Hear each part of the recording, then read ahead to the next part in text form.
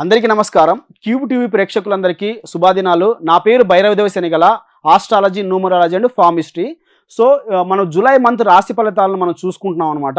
అందులో భాగంగా ఇప్పుడు మనం మిథున రాశి వారికి ఎలా ఉంటుందో ఈ జూలై మాసంలో తెలుసుకుందాం అనమాట.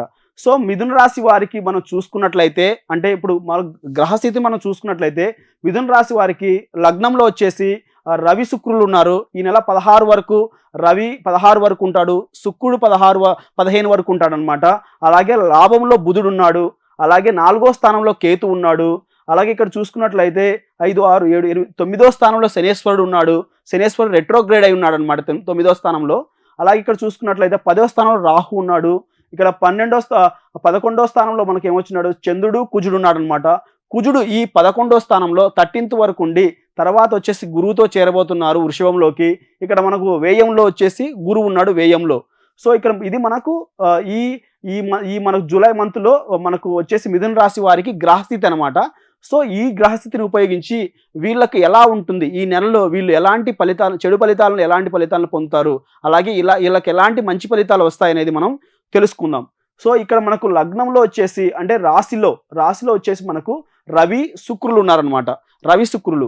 సో ఎప్పుడైతే రవి మనకు రాశిలో లగ్నంలో ఉంటాడో రవి, వీళ్ళకి ఎలా ఉంటుందంటే ఈ నెల అంటే 16వ తేదీ వరకు ఎలా ఉంటుందంటే చాలా దూకుడు తత్వం ఉంటుంది. అంటే ఇక్కడ బుధుడి యొక్క కారకత్వాలు రవి తీసుకుంటాడు కాబట్టి బుధుడి యొక్క కారకత్వాలు. సో అతను ఏం చేస్తాడంటే రవి ఏం చేస్తాడు, చాలా అగ్రెసివ్గా ఉంటాడు. అంటే రవి అంటే మనకు గ్రహ రాజు అనమాట. ఈయన చాలా అగ్రెసివ్గా ఉంటాడు. అంటే పనులు ఏదైనా సరే తొందరగా సాధించుకునే తత్వం ఉంటుంది, అలాగే దూసుకుపోయే తత్వం ఉంటుంది, అలాగే ఏదైనా డామినేటింగ్ చేసే విషయాల్లో చాలా చాలా పకడ్బందీగా ఉంటాడు అనమాట. అంటే వేరే వాళ్ళతో పనులు ఎలా చేపించాలి, విషయాన్ని ఎలా రాబట్టుకోవాలి, వాళ్ళ నుంచి మనం ముందుకి ఏదైనా ఒక సమస్య వస్తే ముందుకు ఎలా వెళ్ళాలి, ఆ పని ఎలా సాధించుకోవాలనే తత్వాన్ని కూడా రవి కలిగి ఉంటాడు. అటువంటి రవి మనకు లగ్నంలో ఉండడం అనేది చాలా చాలా మంచిదనమాట. పైగా రవి ఏంటంటే ఈ మిథున లగ్నానికి మరీ అంత చెడు ఫలితాలను అయితే ఇవ్వడు. కానీ ఎందుకంటే బుధుడు ఎప్పుడు రవికి దగ్గరలో సంచరిస్తూ ఉంటాడు కాబట్టి అంత మంచి నెగిటివ్ ఫలితాలు లేకుండా మంచి ఫలితాలనే ఇస్తాడు ఉన్నప్పుడు. సో శుక్రుడు కూడా చేరాడు కాబట్టి, సో శుక్రుడు కూడా లగ్నంలో ఉండడం ఏమవుతుందంటే వీళ్ళకు అంటే ఇప్పుడు శుక్రుడు ఎలాంటి తత్వాన్ని ఇస్తాడు అంటే ఇన్ కేస్ ఏదైనా వీళ్ళకు రావాల్సిన విషయాల్లో, శుక్రుడికి సంబంధించిన విషయాలు రావాల్సిన విషయాల్లో వాటిని సాధించుకుందామనే తత్వం అనేది రవితో, అంటే ఇక్కడ శుక్రుడు ఏం చేశాడు, రవితో కలవడం వలన శుక్రుడి యొక్క కారకత్వాలను కూడా రవే తీసుకొని ఇస్తాడనమాట. ఎందుకంటే ఈ శుభగ్రహాలు రవి ఎప్పుడైతే ఏ గ్రహంతో జాయిన్ అయినా కానీ, అంటే బుధుడితో చేరినా శుక్రుడితో చేరినా ఏ గ్రహాలతో జాయిన్ అయినా ఆయన ఏం చేస్తాడు, వీళ్ళ కారకత్వాలు ఆయనే తీసేసుకొని మొత్తం ఇచ్చేస్తుంటాడు అనమాట. సో ఇటువంటి రాస్యాధిపతి బుధుడు అనమాట. ఈ రాస్యాధిపతి బుధుడు లాభంలో ఉన్నప్పుడు వీళ్లకు ధనానికి ఎటువంటి లోటు ఉండదు. ధనపరమైన విషయాల్లో వీళ్ళకు అనేక సమస్యలు ఇంతకుముందు ఉన్నా వాటిని ఎదుర్కోగలుగుతారు. ఎందుకంటే ఇంతకుముందు వీళ్ళకి ధనాధిపతి బుధుడు ఏం చేశాడు, బుధుడికి లగ్నంలో ఉన్నాడు. లగ్నంలో ఉండి వాళ్ళకి ఏం చేశాడు అంటే తెలివితేటలను ఇచ్చాడు. అంటే వేరే వాళ్ళతో ఎదుర్కొనే విషయాలు కావచ్చు, వాళ్ళతో సాధించుకునే విషయాలు కావచ్చు, వాళ్ళ యొక్క తెలివితేటలు కావచ్చు, వాళ్ళకి ఏమి ఇచ్చాడు, మంచి తెలివితేటలు ఇచ్చారు. కానీ లాభాన్ని ఇవ్వలేదు వాళ్ళకి. సో ఇప్పుడు లాభంలో ఉన్నాడు కాబట్టి ఆ రాస్యాధిపతి లాభంలో ఉండడం అనేది చాలా మంచిది. అంటే అది ఎవరికైనా కావచ్చు, అంటే అది ఉద్యోగపరంగా, అలాగే వ్యాపార పరంగా, తర్వాత చూసుకున్నట్లయితే చిన్న చిన్న కూలి పనులు చేసుకునే వాళ్ళకి సంబంధించి కానీ, లేకపోతే ఇంకోటి కానీ, అంటే దేనికైనా సరే ఆ బుధుడు ఏం చేస్తాడంటే లగ్నాధిపతి బుధుడు ధనాధిపతి అయ్యాడు కాబట్టి వాళ్ళకు మంచి లాభాన్ని ఇస్తాడు, మంచి ధనాన్ని చేకూరుస్తాడని దాని అర్థం అనమాట. సో ఇక్కడ మనం చూసుకున్నట్లయితే ఈ మిథున రాశికి కేతు వచ్చేసి 4వ ప్లేస్ ఉన్నాడు. యాక్చువల్గా మిథున రాశికి కేతువు యోగకారకుడు కాదు. 4వ ప్లేస్లో ఉండడం వల్ల ఏమవుతుందంటే విద్యార్థులు చాలా జాగ్రత్తగా ఉండాలి. అంటే చదువుకునే చదువుల్లో, అంటే ఏదైనా సబ్జెక్ట్స్ పరంగా ఏదైనా ఎగ్జామ్స్ ఉంటే ప్రిపేర్ అవుతున్నారు, చదువుకుంటున్నారు, ఎగ్జామ్స్కి వెళ్తున్నారు, వాటిని చదువుకోకుండా వాయిదా వేయడము, ఆ ఎగ్జామ్స్లో ఫెయిల్ అవ్వడము జరుగుతుందన్నమాట. ఎందుకంటే 4వ ప్లేస్ మనం విద్యాస్థానం చూస్తాం కాబట్టి సో చదువులో ఆటంకాలు కలుగుతాయి.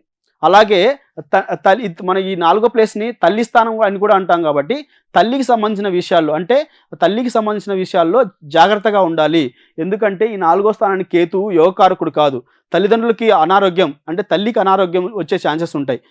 ఈ ఈ ఈ మిథున రాశి వారికి ఈ ఈ ఈ మాసంలో అనమాట. సో, ఈ మిథున రాశి వారు ఏం చేయాలంటే, ఇన్‌కేస్ ఏదైనా వాళ్ళ తల్లి ఎవరైతే ఉంటారో, వాళ్ళ తల్లికి చిన్న చిన్న అనారోగ్యాలు వచ్చినప్పటికీ కూడా, వాళ్ళని ముందు జాగ్రత్తతోనే వాళ్ళని వైద్యాన్ని అందించడము అలాంటివి చూసుకోవాలనమాట.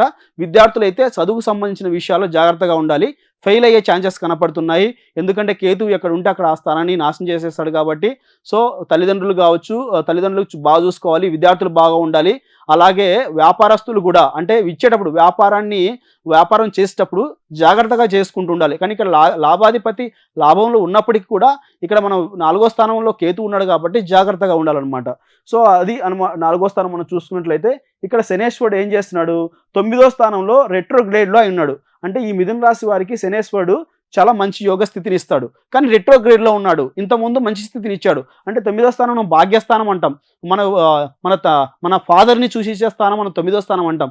ఇటువంటి భాగ్యస్థానంలో మనకు శనేశ్వరుడు రెట్రోగ్రేడ్ అయి ఉన్నాడనమాట. ఇంతకుముందు ఇప్పుడు ఇట్లా రెట్రోగ్రేడ్ ఉండడం వల్ల ఏమవుతుందంటే తండ్రి కొడుకుల మధ్య విభేదాలు వచ్చే ఛాన్సెస్ కనపడుతున్నాయి. తండ్రికి కూడా ఏదైనా అనారోగ్యం వచ్చే ఛాన్సెస్ కనపడుతున్నాయి. ఎందుకంటే రెట్రోగ్రేడ్‌లో శని ఉన్నాడు కాబట్టి. సో, ఈ ఒక 135 రోజులు, 140 రోజులు తండ్రికి సంబంధించిన విషయాల్లో కూడా జాగ్రత్తగా ఉండాలి. ఇది అనమాట. అంటే మనం పూర్వజన్మలో సంపాదించుకున్న పుణ్యాన్ని మనం పొందే క్రమంలో ఏవైతే మనం పొందాల్సినవి మనకు ఉంటాయో అటువంటి ఈ మంత్ ఒక 140, 135 రోజులు, 140 రోజులు అవి మనకు కరెక్ట్‌గా అందాల్సినవి అందవు అనమాట. సో, అటువంటి విషయాల్లో జాగ్రత్తగా ఉండాలి అనమాట. అది విద్యార్థులు కావచ్చు, వ్యాపారస్తులు కావచ్చు, అలాగే ఇన్‌కేస్ ఉద్యోగస్తులు కావచ్చు, చిరు వ్యాపారాలు చేసుకునే వాళ్ళు కావచ్చు, రియల్ ఎస్టేట్ వ్యక్తులు కావచ్చు, ఎవరైనా కావచ్చు అనమాట. ఈ శనేశ్వరుడు భాగ్యం ఉన్న శనేశ్వరుడు రెట్రోగ్రేడ్ కాబట్టి కొంచెం జాగ్రత్తగా ఉండాలి. అలాగే రాహువు వచ్చేసి దశమంలో ఉన్నాడు కాబట్టి, రాహువు దశమంలో ఉంటే ఏమవుతుందంటే, సపోజ్ ఇప్పుడు ఈ మంత్‌లో ఎవరైనా శిశువు జన్మించాడు అనుకోండి. శిశువు జన్మించి వాళ్ళ యొక్క లగ్నము వచ్చేసి మనకు మిథున లగ్నం అయిందనుకోండి. ధనాధిపతి రాహు అయ్యాడు కాబట్టి వాళ్ళు ఏం చేస్తారంటే టెక్నికల్ రిలేటెడ్ విషయాల్లోకి వెళ్ళిపోతారు. టెక్నికల్ రిలేటెడ్ జాబులు తెచ్చుకోవడం కానీ, వాళ్ళకి వీడియో గేమ్స్ అంటే ఇష్టం ఉండడం కానీ, లేకపోతే సాఫ్ట్వేర్ రంగాల్లో ఎక్కువ రాణించడం కానీ, లేకపోతే శనేశ్వరుడు మనకు రాహు ఇంకా కొంచెం ఇక్కడ మనకు అంటే అతను ఏ నక్షత్రంలో ఉంటాడో ఆ నక్షత్రానికి సంబంధించిన ఫలితాన్ని ఇస్తాడు. సపోజ్ ఇక్కడ రవి నక్షత్రంలో ఉన్నాడు అనుకోండి, వాళ్ళు పొలిటికల్ కూడా మంచిగా బాగా రాణిస్తారనమాట. సో, రాహు నక్షత్రంలోనే ఉంటే వాళ్ళు జూదం ఆడడము, అంటే జూదం ఆడి డబ్బులు పోగొట్టుకోవడము, గుర్ర పందాలు ఆడడము, అంటే ఇప్పుడు వీడియో గేమ్స్ చెడు వీడియో గేమ్స్ వస్తున్నాయి అనమాట. అంటే చెడిపోయే వ్యాపులు వస్తున్నాయి. అటువంటి వ్యాపులు డబ్బులు పెట్టి పోగొట్టుకోవడం, అలాంటి కారకత్వాలు కూడా ఉంటాయన్నమాట. అంటే శిశువు ఈ మంత్లో ఈ లగ్నంలో జన్మించడం వలన. అలా కాకుండా నార్మల్గా చూసుకున్నట్లయితే రాహు వచ్చేసి దశమంలో ఉంటాడు కాబట్టి చాలా మంచి ఫలితాలనే ఇస్తాడనమాట. ఎందుకంటే ఈ లగ్నానికి ఈ రాశికి రాహు యోగకారకుడు కాబట్టి.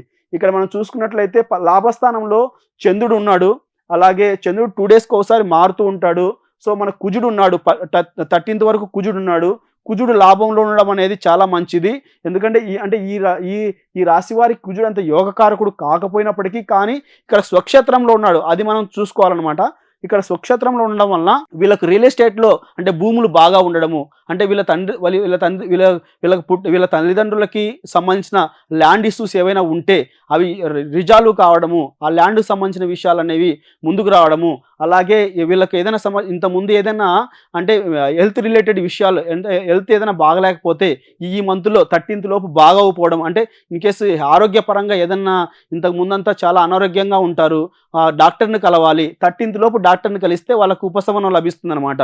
అటువంటిది లాభస్థానంలో కుజుడు మంచి యోగాన్ని ఇస్తాడు అనమాట. స్వక్షేత్రంలో ఉన్నాడు. అలాగే వ్యయంలో గురువు ఉన్నాడు కాబట్టి వీళ్ళేంటంటే పూజలకు సంబంధించినవి, అంటే ధనాన్ని ఎట్ట ఖర్చు చేస్తారంటే అంటే భక్తి రిలేటెడ్ ధనాన్ని ఖర్చు చేస్తారనమాట. అంటే పూజలకు కావచ్చు, పునస్కారాలకు కావచ్చు, అంటే వేరే అంటే తిరుమలని సందర్శించడం కానీ, అంటే భక్తి మార్గం వైపు వెళ్ళి డబ్బుల్ని ఖర్చు చేస్తారు. అంటే దేవతల్ని కానీ దేవుల్ని కానీ దర్శించుకునే యోగము వీళ్ళకు ఉంటుందన్నమాట ఈ మిథున రాశి వారికి. అటువంటి విధంగా ధనాన్ని ఖర్చు చేసే ఛాన్సెస్ ఉంటాయన్నమాట. ఇవి మనము జూలై మంత్ చూసుకున్నట్లయితే మిథున రాశి వారికి గోచార ఫలంగా వచ్చే ఫలితాలను మనం ఇప్పుడు చెప్పుకున్నాము. అలాగే నెక్స్ట్ టాపిక్లో మనము కర్కాటక రాశి వారికి ఏ విధంగా ఉంటుంది జూలై మంత్లో మనం తెలుసుకుందాం. నమస్కారం. 89 డాక్టర్స్ డే స్పెషల్ కుటుంబ సభ్యుల మెడిసిన్ పై 50% తగ్గింపు, డాక్టర్ కన్సల్టేషన్ ఉచితం, డైట్ మరియు ఎక్సర్సైజ్ చార్ట్, ఇమ్యూనిటీ బూస్టర్ మరియు ఫ్రీ కౌన్సిలింగ్, అన్ని రకాల అనారోగ్య సమస్యలకు 89తో పరిష్కారం.